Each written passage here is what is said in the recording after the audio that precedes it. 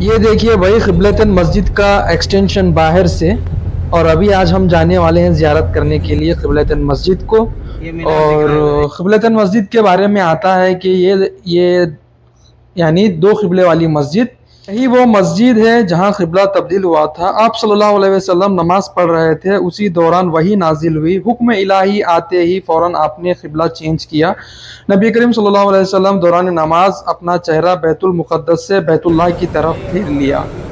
ये जो आप देख रहे हैं निशान, ये मुसल्ले का, ये है बैतुल मुक़द्दस। और ये है इसी के सामने बैतुल्लाह का, ये काबा शरीफ का ये क़िबला है। तो यहीं पर जो है लोग आते हैं यहाँ क़िबलतन मस्जिद में ज़ियारत करने के लिए। और इसी के पास ये मस्जिद के ऊपर में यहाँ आप देख सकते हैं अम्ब्रेला, उसके साथ कूलिंग फैंस वगैरह। ये नया है ना, ये अभी जो है इंस्टॉल किए हुए हैं यहाँ पर। ये क़िबलतन मस्जिद का ये देख सकते हैं आप, ये ऊपर का हिस्सा है जो कि न्यूली एक्सटेंड किए हैं।